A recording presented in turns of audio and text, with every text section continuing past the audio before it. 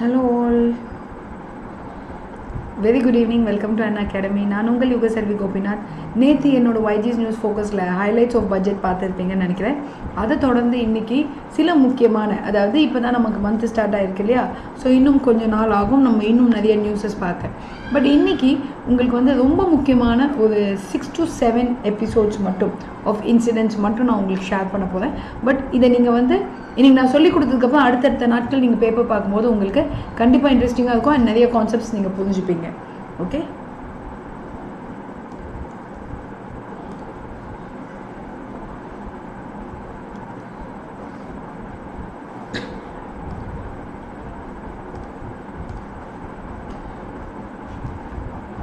இதை பார்ப்பதற்கு முன்னாடி நம்ம அன்அகாடமியோட கிளாஸ் டீட்டெயில்ஸ் பார்த்துடலாம்.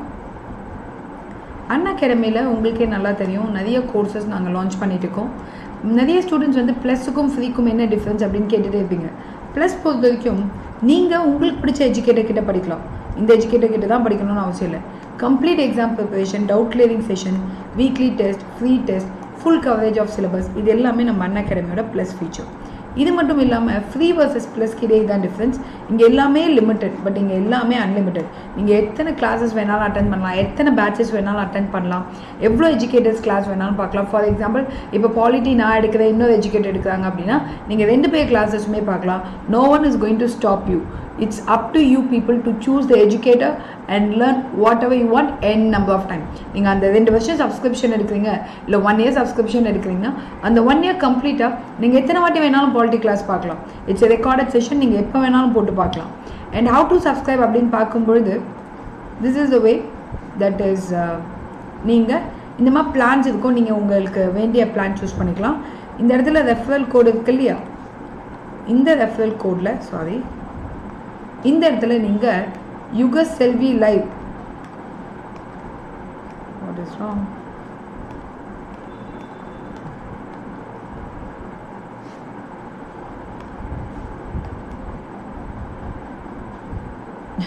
Okay something is wrong. So Yugaselvi லைவ்ன்ற என்னோட ரெஃபரல் கோட் யூஸ் பண்ணிக்கலாம். அண்ட் பேட்ச் கோர்ஸ் பொறுத்த வரைக்கும் பார்த்தீங்கன்னா ஹியர் இட் இஸ். ஸோ இது பார்த்தீங்கன்னா அறிவுன்னு ஒரு புது batch course, G1 prelim cum மெயின்ஸ்க்கான பேட்ச் கோர்ஸ். இது 2nd February ஸ்டார்ட் ஆகுது. அண்ட் இது ஓலி, இது G2 2Aக்கான ஃபிலிம் பேட்ச். இது வந்து பார்த்திங்கன்னா இதுவும் 2nd Feb ஸ்டார்ட் ஆகிருக்கு. இதுலேயும் டாப் எஜுகேட்டர்ஸ் தான் எடுக்கிறாங்க. And this is JM 30 days course. இது மெயின்ஸ்க்கான ப்ரீவியஸ் இயர் கொஷின் வந்து நம்ம ப்ராக்டிஸ் கொடுப்போம். இதில் வந்து நான் கரண்ட் அஃபேர் எடுக்கிறேன். அண்ட் டெஸ்ட் சீரீஸ், இது இலக்கு T20, இது ஒரு மாங் டெஸ்ட். அண்ட் இது ஸ்கூல் புக் டெஸ்ட் சீரீஸ், தினமும் 8 PM புக் வைஸ் நடக்கும். இது செம்மொழி every alternative Wednesday at 6 PM. And இது வந்து பார்த்தீங்கன்னா இங்கிலீஷ்க்கானது, இதுவும் alternative Wednesday at 6 PM. So Tamil English ரெண்டுமே நடக்கும். அண்ட் இது வந்து கௌதம் சரோட current affair test series on Thursday and Sunday at 7 PM. And this is G4 VAOக்கான டெஸ்ட் சீரீஸ் குறிக்கோள். இது ஸ்காலர்ஷிப் டெஸ்ட் சீரீஸ். நீங்கள் ஸ்காலர்ஷிப் வின் பண்ணிங்கன்னா உங்களுக்கு 100% ஃப்ரீயாகவே அன்அகாடமியில் படிக்கலாம். இது எவ்ரி சாட்டர்டே நடக்கும். 60 minutes time, that is 1 hourல 50 questions நீங்கள் கிராக் பண்ணணும்.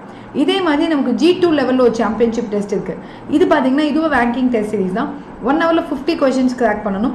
இது every Sunday at 2 PM. And this is சமச்சீர் புக் டெஸ்ட் சீரீஸ். இது வந்து உங்களுக்கு ரொம்ப ஸ்டாண்டர்டாக இருக்கும்.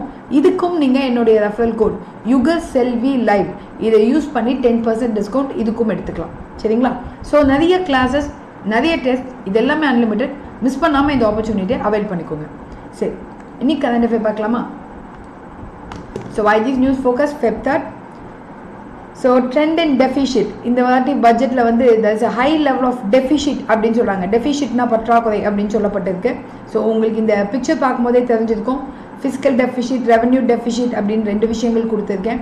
ஸோ இதை பற்றி ஃபர்தர் அப்கமிங் கிளாஸஸில் நான் உங்களுக்கு சொல்லிக் கொடுப்பேன். பட் இனி பேப்பரில் இந்த மாதிரி பிக்சர்ஸ் பார்த்தீங்கன்னா நீங்கள் விட்டுறக்கூடாதுன்றதுக்காக தான் இதை நான் காமிச்சேன். ஏன்னா இந்த பிக்சர்ஸ் எல்லாம் உங்களுக்கு ஒரு நல்ல எக்ஸ்போஷர் கொடுக்கும். நல்ல எக்ஸ்போஷர் இன் த சென்ஸ், அதை தெரிஞ்சிக்கிறதுக்கு உங்களுக்கு இந்த டயக்ராமை வச்சு நீங்கள் நிறைய விஷயங்களை புரிஞ்சுக்கலாம். இப்போ இங்கே பார்த்தீங்கன்னா உங்களுக்கு 2020லேருந்து 2023 வரைக்கும் கம்பேரிட்டிவ் கொடுத்துருக்காங்க. ஸோ இது எல்லாமே உங்களுக்கு ஆக்சுவல் எவ்வளோ இருக்கணும், எவ்வளோ இருக்க வேண்டியது, எவ்வளோ இறங்கி இருக்குது அப்படின்றத ஒரு ட்ரெண்ட் அனாலிசிஸ்க்கு ஹெல்ப்ஃபுல்லாக இருக்கும். இப்படி நீங்கள் புரிஞ்சுக்கிட்டிங்கன்னா நாளைக்கு எக்ஸாமில் கான்செப்ஷுவலாக எக்கனாமிக்ஸில் ஒரு கேள்வி கேட்டால் கூட ப்ரிலிம்ஸில் G1 லெவலில் ஈஸியாக நீங்கள் ஆன்சர் பண்ணிடலாம். ஸோ இதை பற்றி ஃபர்தர் நான் அப்கமிங் செஷன்ஸில் சொல்லிட்டே இருப்பேன். பட் இன்றைக்கி பார்த்துக்கோங்க, இங்கே பாருங்க ஃபிஸ்கல் டெஃபிஷிட் என்றால் பற்றாக்குறை, ஸோ 2 வகையான டெஃபிஷிட் இருக்குது. இதை நான் உங்களுக்கு கண்டிப்பாக எக்ஸ்பிளைன் பண்ணுவேன். ஃபிஸ்கல் டெஃபிஷிட், ரெவன்யூ டெஃபிஷிட், 2 டெஃபிஷிட்மே இறங்கியிருக்கு. ஓகே, இட் மீன்ஸ் ஃபஸ்ட்டை விட கம்மியாக இருக்குன்றாங்க. சரி, key highlights of the budget. So banking நேற்று வந்து உங்களுக்கு ஹைலைட்ஸ் ஆஃப் பட்ஜெட் சொல்லி கொடுத்தேன். அதில் நான் நேற்று கிளாஸ்லேயே சொன்னேன்.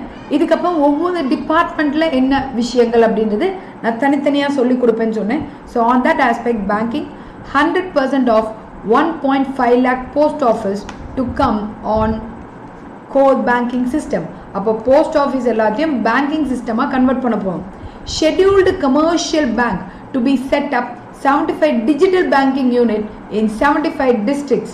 So scheduled commercial bank ku digital banking unit kondu povom. That means online banking ella system digital rupee idu na netho solli koduthen. So RBI starting from 22 to 23 namakku digital rupee launch panna poranga. Idu enna idu neenga purinjikalam. But fiscal deficit, revenue deficit, digital Ruby, இது இன்னைக்கு night around 10 o'clock உங்களுக்கு குட்டி ஸ்டோரியாக வரும். சரியா? Mobilising resources, data centres and energy storage system to be given infrastructure status. அதாவது இது வரைக்கும் data centres and energy storing சிஸ்டம்க்கெல்லாம் நம்ம பெருசாக முக்கியத்துவம் கொடுக்கல. ஆனால் அதுவும் நம்மளோட இன்ஃப்ராஸ்ட்ரக்சரல் டெவலப்மெண்ட்டுக்கு தேவைன்னு சொல்லிட்டு அதுக்கும் இம்பார்ட்டன்ஸ் கொடுக்கணும்னு இந்த பட்ஜெட்டில் சொல்லியிருக்காங்க. Next is venture capital, private equity invested more than 5.5 lakh crores last year, facilitating one of the largest startup and growth ecosystem. So இங்க என்ன சொல்றாங்கன்னா venture capital and private equity னா அதாவது venture capital னு சொல்லும்போது மற்றவங்க நமக்கு முதலீடு போடுறது நம்ம அரசாங்க ப்ராஜெக்ட்ஸ்க்கு அதுவும் இன்க்ரீஸ் ஆயிருக்குன்னு சொல்றாங்க. measures to be taken to help scale up this investment. So இந்த இன்வெஸ்ட்மெண்ட்டை அதிகப்படுத்துறதுக்கு என்னென்ன பண்ணணுமோ அந்த மெஷர்ஸ் எல்லாம் பண்ணணும்னு இந்த பட்ஜெட்டில் முன் வச்சுருக்காங்க.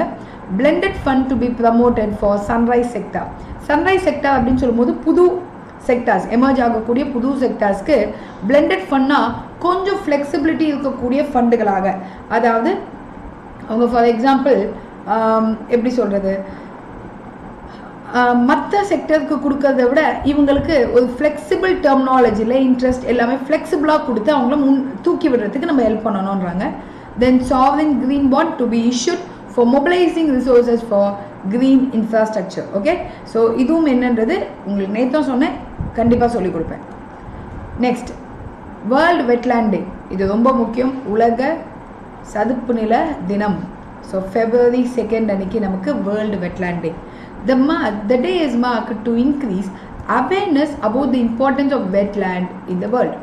So wetland எவ்வளோ முக்கியம் உலகத்துக்கு அப்படின்றதோட முக்கியத்துவத்தை வெளிப்படுத்தக்கூடிய நாள் தான் இது. It is celebrated on Feb 2 because the Convention on Wetland was adopted on Feb 2, 1971 in Ramsar, Iran. Iran நாட்டில் இதை வந்து ராம்சேர் கன்வென்ஷன் அப்படின்னு கூட சொல்லுவாங்க. சரிங்களா, ராம்சே கன்வென்ஷன் கூட.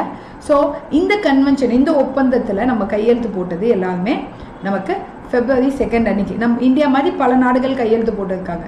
என்னன்னா அவங்கவுங்க நாட்டில் இருக்கக்கூடிய சதுப்பு நிலங்களை கண்டிப்பாக காப்பாற்றுவோம். ஏன்னா marshy land or wetlands are needed for the development of certain species. சில வகையான தாவரங்கள் உயிரினங்கள் வாழ்வதற்கு நமக்கு இந்த வெட்லேண்ட்ஸ் தேவை. So this 47 wetland in India will be protected under this convention. அதற்காக ஸ்பெஷல் ஃபண்டிங், அது ரெஸ்ட்ரிக்டட் ஏரியா, அது அழியக்கூடாது அப்படின்னு சொல்லி பல இனிஷியேட்டிவ்ஸ் கவர்மெண்ட் எடுப்பாங்க. ஸோ அவ்வளோ முக்கியமான நாள் தான் இந்த world wetland day Feb 2. And நமக்கே தெரியும் climate change is a big issue going on. So இந்த வெட்லேண்டும் climate சேஞ்சுக்கு ரொம்ப முக்கியமான பங்களிக்குது. NINL to Tata steel.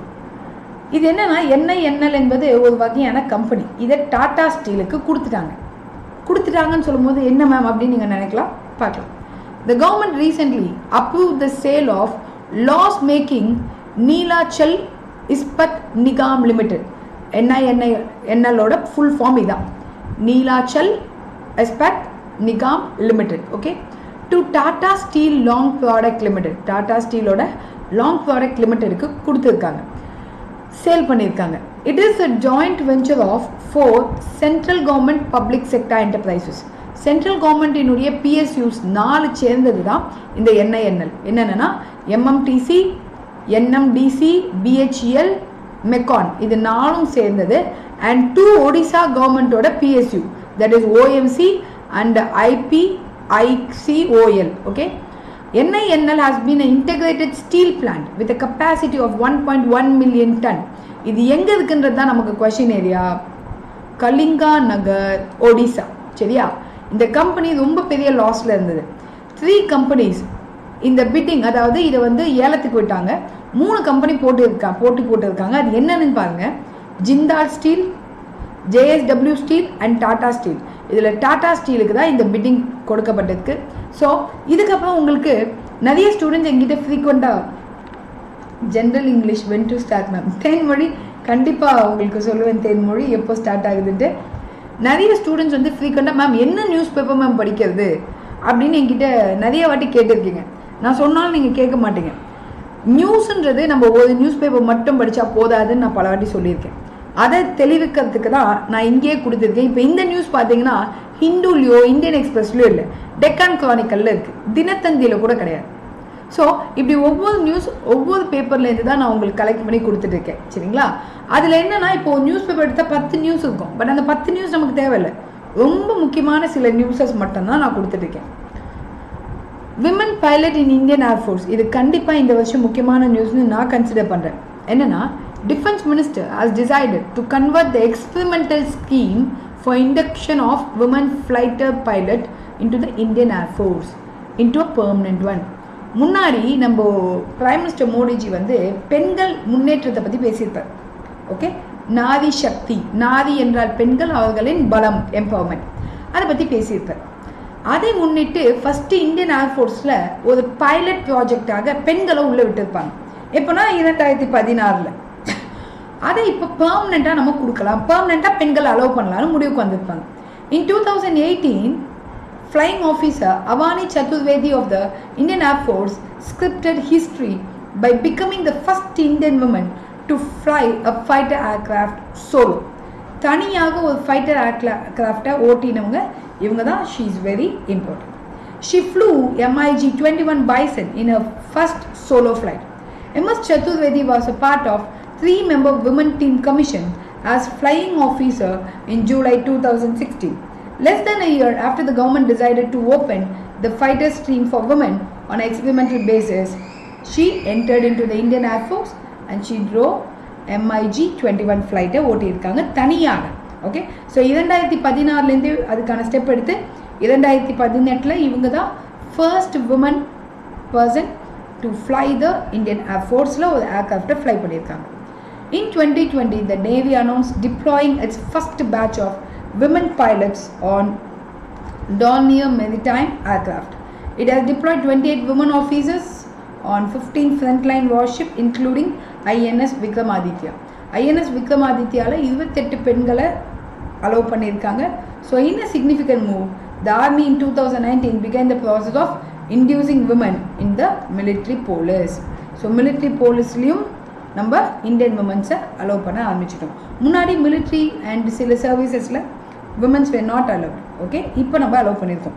இது NDTVயில் வந்த news. Motion of thanks to president speech, இது ரொம்ப ரொம்ப முக்கியம். இப்போ அவையில் நடந்துட்டு இருக்கக்கூடிய சில முக்கியமான சம்பவங்கள். அதாவது நம்ம பட்ஜெட் வந்து பிரசிடென்ட் சப்மிட் பண்ணுறாரு இல்லையா, நம்ம பிரசிடென்ட் ராஜ்யசபா லோக்சபாவுக்கு பட்ஜெட் சப்மிட் பண்ணுறாரு. இவர் சப்மிட் பண்ண உடனே ஒரு மோஷன் ஆஃப் தேங்க்ஸ் அப்படின்ற தீர்மானத்தை முன்வைப்பாங்க. அவையில் ஏதேனும் ஒரு MP 2 அவையிலுமே முன்வைப்பாங்க. அதை விவாதிப்பாங்க. எதை விவாதிப்பாங்க, எதை முன்வைப்பாங்க அப்படின்னு உங்களுக்கு தோணும்போது, பிரசிடென்ட் அந்த ஓப்பனிங் அட்ரஸில் என்ன பேசியிருப்பார் அப்படின்னா, போன வருஷம் அரசாங்கம் என்ன செஞ்சாங்க, இந்த வருஷம் என்ன செய்ய போகிறாங்கன்ற ப்ராப்பகேண்டாவை படிப்பார்.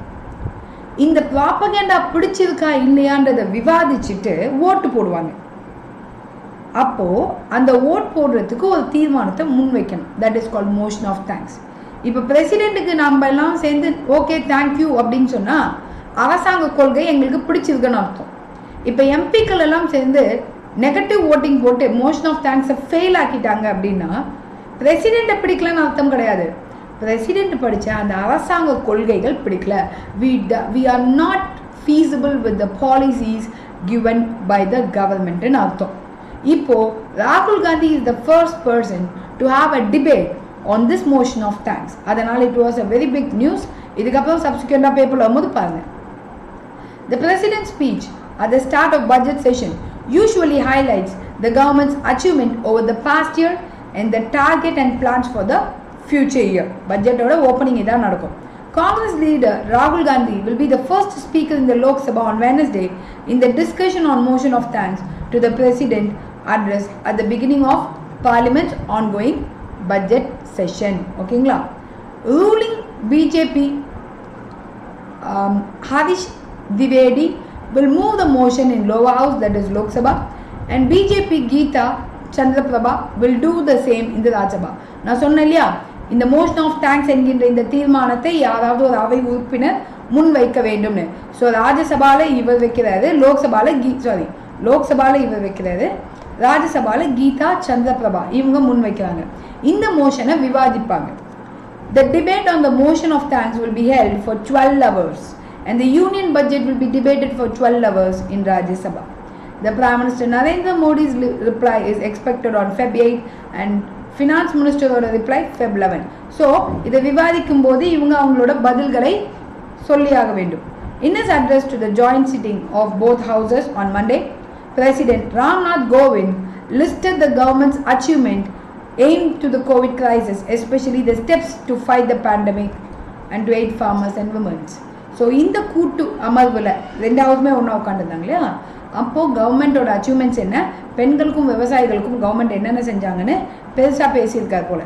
Okay, national land monetisation corporation, இது என்னமா புதுசாக இருக்குன்னு நினைக்கலாம். நம்ம டிஎன்பிஎஸ்சிலே இப்போ புதுசாக நிறைய கேட்க ஆரம்பிச்சிட்டாங்க. எங்கேருந்து எடுக்கிறாங்கன்னு தெரியலன்னு நீங்கள் திங்க் பண்ணுறதை விட சொல்லிக் கொடுக்கறத தெளிவாக படிச்சுக்கோங்க, சரியா? As of now central public sector, அதாவது பிஎஸ்சின்றது public sector enterprises, has referred 3,400 acres of land and other non-core asset for monetization. Land have been referred from CPSC including MTNL, BSNL, BEML, இந்த மாதிரி எல்லா பப்ளிக் செக்டர் யூனிட்லேருந்தும் லேண்ட்ஸ் எடுத்திருக்காங்க. இந்த national land monetisation corporation என்பது is being set up in accordance with the budget announcement. It is being set up as a 100% Government of India owned entity. இது ஒரு company, இந்த corporation. இது வந்து அரசாங்க நிலங்கள் எல்லாம் எங்கெங்கே இருக்குது அது எல்லாத்தையும் ரெஜிஸ்டர் பண்ணி வச்சுருப்பாங்க. The initial authorized share capital will be 5,000 crores while subscribed share capital will be 150 crores. So இது ஃபார்ம் பண்ணும்போது இவ்வளோ அமௌண்ட் போட்டு ஃபார்ம் பண்ணியிருக்காங்க. It work as an asset manager for land owned by central government. இப்போ புரிஞ்சுதா? So அரசாங்கம் எவ்வளோ சொத்துக்கள் வச்சிருக்குன்ற அசெட் மேனேஜர் இந்த company. Okay, it has the freedom to invest, lease or rent the asset. அரசாங்க நிலங்களை ரெண்ட்டுக்கு விடலாம், லீஸுக்கு கொடுக்கலாம், இல்லது வேறு எதுக்காவது இன்வெஸ்ட் பண்ணலாம். இது எல்லாமே இந்த கம்பெனி மட்டும்தான் செய்ய முடியும். Based on the suggestion by many sources, it is free to develop asset for commercial and residential purpose. So இதே கம்பெனி ஒரு அரசாங்க காலி இடம் வந்து அங்கே ஒரு பெரிய காம்ப்ளெக்ஸ் கட்டி வாடகைக்கு விடலாம், எது வேணாலும் செய்யலாம். ஸோ அரசாங்க நிலங்களை அரசாங்கம் பார்க்காம ஒரு தனி கார்பரேஷன் அமைச்சு அவங்கள பார்க்க சொல்கிறாங்க. ஸோ தட் அந்த நிலம் ஆக்குப்பைடாக இல்லாமல் வேஸ்ட் ஆகிறத விட அதை பயன்பாட்டுக்கு விடணும். மானிட்டைசேஷன் அப்படின்னு சொல்லும்போது அதனால் ரெவன்யூ வரணும். சும்மா லேண்டாக இருந்தால் வேஸ்ட்டாக தான் இருக்க போகுது இல்லையா, அதை யாருக்காவது ரெண்ட்டுக்கு விட்டால் வருமானம் தானே கவர்மெண்ட்டுக்கு. அந்த ப்ராசஸ் இந்த national land monetisation corporation will take care. And ramp. Finance Minister Nirmala Sitharaman in her budget speech, okay, on Tuesday said 6,000 crores rising accelerating MSME program for MSME will be rolled out for the next 5 years. அடுத்த 5 வருஷத்துக்கு ஒரு 6,000 கோடி ரூபா நாங்கள் அப்படியே சும்மா அனுப்ப போனோம். Rising and accelerating MSME programme, இதுதான் இதனோட ரேம்ப் அப்படின்ற வார்த்தையோட ஃபுல் ஃபார்ம். ரைசிங்னா தூக்கி விடுறது, ஆக்சிலரேட்டிங்னா அதை இன்னும் கொஞ்சம் பலப்படுத்துறது. எதை பலப்படுத்துறாங்க? எல்லா கம்பெனியும் இல்லை, middle and small scale enterprises. Okay, so இதற்காக வேர்ல்டு பேங்க்கும் பார்த்தீங்கன்னா கிட்டத்தட்ட $500 மில்லியன் கொடுக்கறதாக சொல்லியிருக்காங்க இந்த கோவிட் டைம்லேருந்து இந்த MSME ரெக்கவர் ஆக. பிகாஸ் MSME கம்பெனிஸ் வந்து இந்தியன் இக்கானமியில் ஒரு பெரிய பேஸ், அவங்க கீழே விழுந்துட்டா நம்ம இந்தியன் இக்கானமி விழுறதுக்கான சான்சஸ் அதிகம். ஸோ அவங்கள தூக்கி விடுறதுக்காக இந்த பிளானை கொண்டு வந்திருக்காங்க. RAMP is an initiative to revitalize the MSME sector that has been heavily impacted by the COVID. While this is a positive measure taken by the government and will help the MSME to stand up and grow, இது என்னன்னா actually ஒரு ஒரு person, அதாவது ஒரு member of the parliament கொடுத்த quotation இது. Okay, 6,000 கோடி பத்துமான்னு சொல்லியிருப்பேன். But I felt this statement is good for understanding, அதனால் இதை நான் கொடுத்துருக்கேன். சரியா? So I think you would have understood this. Operation Sadbhavana. Okay, இது என்ன மேம் சத் பவனா அப்படின்னா குட் வில்னு அர்த்தமா. ஸோ ஜம்மு அண்ட் காஷ்மீரில் அங்கே இருக்கக்கூடிய மக்களை கரப்ட் பண்ணி டெரரிஸ்ட் என்ன பண்ணுறாங்கன்னா அவங்க பக்கம் சாய வச்சு டெரரிசமாக க்ரியேட் பண்ணி விடுறாங்க. அதிலிருந்து இந்த மக்களை அப்படியே தடுத்து கொண்டு வந்து அவங்கள நல்வழிப்படுத்தணும் அப்படின்றது தான் இந்த ஆப்ரேஷன் சத்பவனா. இதை மிலிட்ரி எடுத்து செய்கிறாங்க. It is undertaken by Indian army in the state of Jammu Kashmir to address the aspiration of people affected by the scourge of terrorism sponsored and abetted by Pakistan. Okay, the unique operation has provided succor to a large section of population of the state. So இந்த மாதிரி பாதிக்கப்பட்ட பல மக்களை அதிலேருந்து recover பண்ணி அவங்களுக்கு நல்ல டிஃப்ரெண்டான லைஃப், படிப்பு, எம்பவர்மெண்ட் எல்லாத்தையும் கொடுக்கறதுக்கு இந்தியன் ஆர்மி ஹெல்ப் பண்ணுறாங்க. இதுதான் ஆப்ரேஷன் சத் பவனா. ஏன்னா டெரரிசம் ஜம்மு காஷ்மீருக்குள்ளே எப்படி வருது? ஜம்மு காஷ்மீர் உள்ளே இருக்கக்கூடிய ஒருத்தன் வெளியே இருக்கக்கூடிய ஒருத்தனுக்கு சப்போர்ட் பண்ணுறதுனால அந்த சப்போர்ட் லிங்கை நம்ம உடைச்சிட்டா டெரரிஸ்ட் உள்ள வரதுக்கு வாய்ப்புகள் மிகவும் கம்மி இல்லையா? அதை தான் இவங்க ட்ரை பண்ணுறாங்க. ஸோ இன்றைக்கி நான் சொல்லிக் கொடுத்த இந்த 8 இன்ஃபர்மேஷனும் உங்களுக்கு பிடிச்சிருக்கும்னு நினைக்கிறேன். பிடிச்சிருந்தால் மறக்காமல் கமெண்ட் போடுங்க, லைக்கையும் போட்டு உங்கள் ஃப்ரெண்ட்ஸுக்கு ஷேர் பண்ணுங்கள். கண்டிப்பாக இது எல்லாமே யூனிக்கான இன்ஃபர்மேஷன் தான். நம்ம எந்த கரண்ட் அஃபேர் நோட்ஸ் எடுத்தாலும் நார்மலாக கொடுத்ததையே கொடுத்துட்டு இருப்போம். பட் இதெல்லாம் ஒரு யூனிக்கான facts which is needed for the exam preparation. Thank you, have a nice day. So plus learners யாரா வாட்ச் பண்ணிட்டு இருந்தீங்கன்னா இமீடியட்டாக 6 o'clock plus class இருக்கு, அதுக்கு வந்துருங்க. Thank you.